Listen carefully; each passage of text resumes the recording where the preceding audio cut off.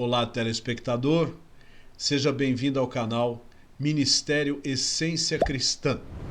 Eu sou o pastor Wagner Antônio de Araújo e agradeço pela sua audiência.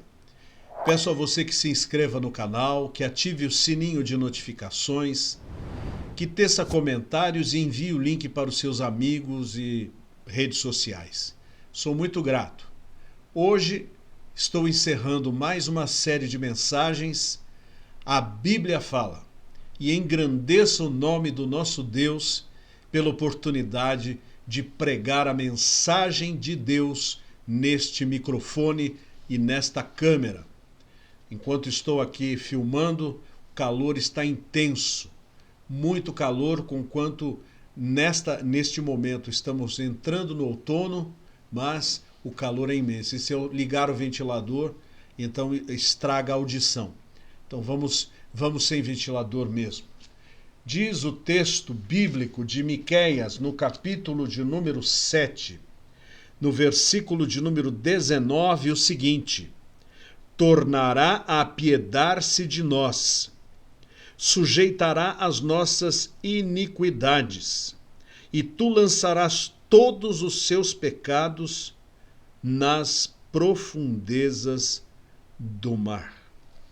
Lançarás todos os seus pecados nas profundezas do mar. Miqueias, que viveu ali contemporâneo de Isaías no Reino do Sul, Miqueias que pregou contra a idolatria e o pecado dos reis que imperavam em Judá, dizendo que futuramente seriam eles punidos pelas nações que estavam ao redor.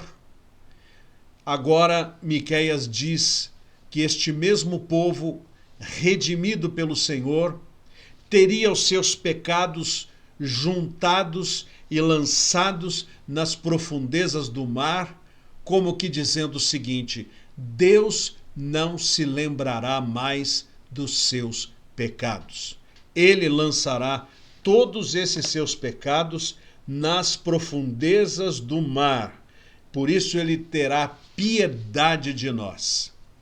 E é isso que Deus faz quando alguém olha para Jesus, autor e consumador da fé, quando recebe a sua mensagem, independente da situação que esteja vivendo, e o Senhor vem e transforma o seu coração e faz com que ele se torne uma nova criatura.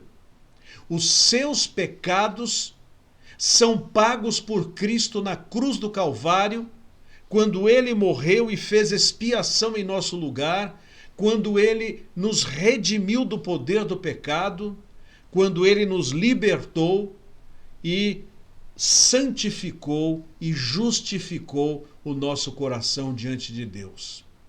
Quem experimenta Jesus na sua vida, muda de vida. Aquele que roubava, não rouba mais. Aquele que falava palavrões, não fala mais. Eu fico às vezes estupefato de ver pessoas que vão para a casa de Deus e que se agregam numa igreja e que não têm vergonha do seu corpo todo maquiado com tatuagens, que são um testemunho da velha vida que tiveram.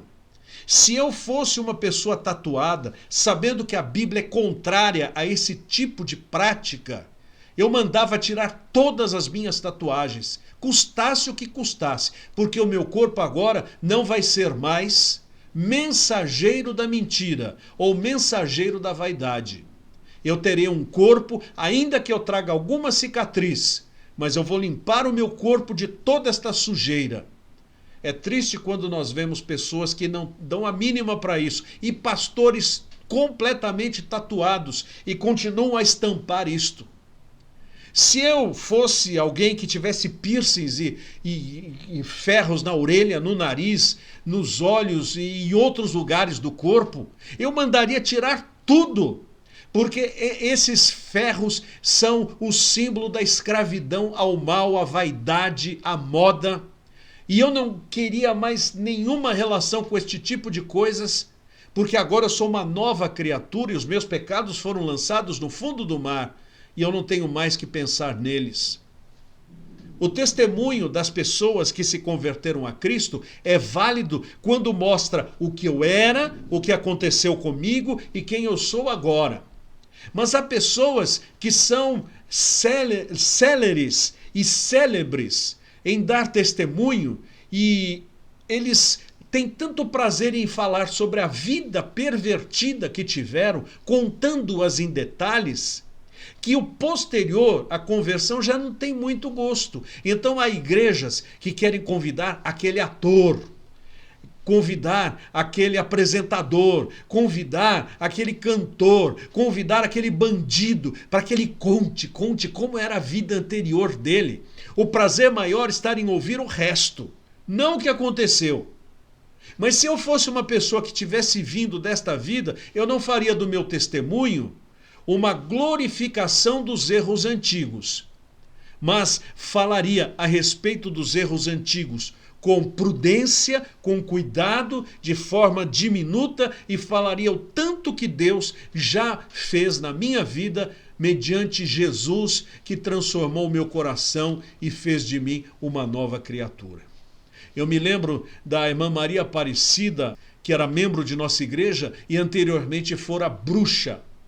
Ela converteu-se. Ela era uma mulher que 50 espíritos a possuíam de uma vez. Acendia pólvora na mão.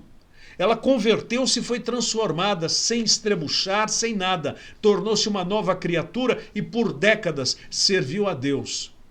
Quando pedi para que ela desse um testemunho na igreja, o testemunho dela constou a seguinte parte: eu não tenho prazer em falar do que eu era. Eu tenho satisfação em falar do que eu me tornei em Cristo Jesus. Que coisa mais linda! E é exatamente isto. Os detalhes do resto eu não preciso me lembrar. E há pessoas que lançam na nossa cara quem nós éramos antigamente. E às vezes, Satanás vem na nossa cabeça dizer: lembra que você era isso, você era aquilo, lembra da sua promiscuidade, lembra dos seus roubos, lembra da sua desonestidade, lembra da sua idolatria, e vai colocando na cabeça como que dizendo: isso ainda está sobre a mesa. Mas a palavra de Deus diz que quem é salvo pelo sangue de Cristo tem o perdão integral e plenário de todos os seus pecados. Ele não volta à tona. Nós fomos perdoados pelo poder do sangue de Jesus, que pagou em nosso lugar pelos nossos pecados. Os nossos pecados foram simbolicamente lançados no fundo do mar.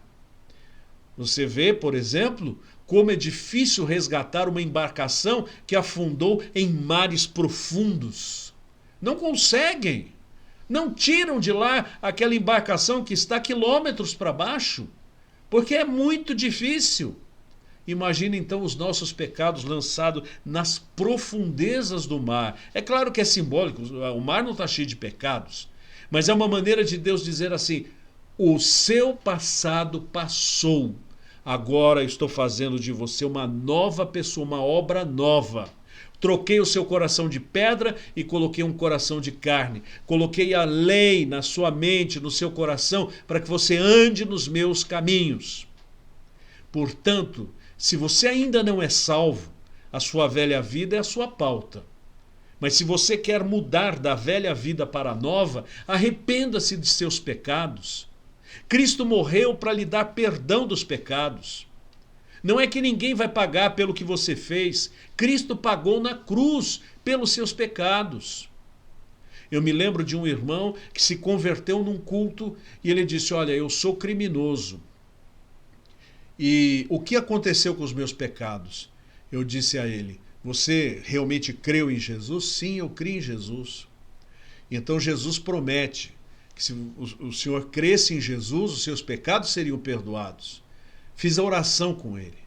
Ele disse: mas eu devo a justiça. Isso também foi perdoado? Eu disse: não. Esse poder de dar o perdão da justiça não está comigo e não é relativo à fé cristã. Vá, se apresente à justiça e pague aquilo que para a sociedade o senhor deve.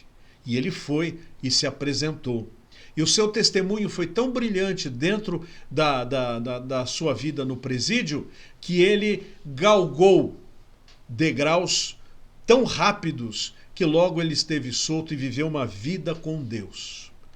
Havia um ladrão chamado Testinha, um assassino, pistoleiro, no passado, ainda no tempo, se não me falha a memória, de Getúlio Vargas. Mas a conversão dele foi tão real, tão profunda, que ele ganhou o perdão por parte das autoridades. Independente de ganhar ou não, e não estou falando aqui de perseguição política. Perseguição política, se eu estou do lado certo e fui preso, a culpa é do poder vigente, que está sendo injusto comigo. Mas se eu pequei, se eu fiz coisas erradas e eu pratiquei crimes, devo pagar por eles. Se a minha vida e o meu testemunho tiverem uma consideração, aceito aquilo que eles puderem me perdoar. Mas diante de Deus, os meus pecados, os meus erros, foram pagos em Cristo, eu estou salvo e eu não devo mais me lembrar dos meus pecados. Então quando o diabo vem, lembra do que você fez, você diga, mas Cristo morreu por mim, acabou, ponto final. E você vai ver a felicidade que vai ter. Que Deus nos abençoe. Essa coisa que está aqui é o brilho do sol que está vindo sobre mim. Vamos orar. Santo Deus e eterno Pai, aplica esta palavra ao coração do meu querido telespectador, que tenha consciência de que os seus pecados já foram perdoados na cruz do Calvário, quando Jesus morreu no lugar de cada um de nós. Ó Deus, fortalece a fé e que possam saber que o Senhor teve piedade de nós. Eu oro em nome de Jesus. Amém. Muito obrigado, gentil telespectador, por ter assistido às mensagens desta minha nova série, A Bíblia Fala. Espero que ela tenha falado ao seu coração como tem falado ao meu. Peço a você que seja um dos sustentadores desse ministério. Nós precisamos, mas nós pedimos a Deus para que Ele toque no coração de alguns dos nossos telespectadores. Se você é uma dessas pessoas, o caminho está aqui. Veja as nossas sugestões e, a partir da próxima produção, será uma nova série. Esperamos que Deus use também estas mensagens na sua edificação e aqueles que ainda não se converteram na sua salvação. Deus abençoe. Tchau.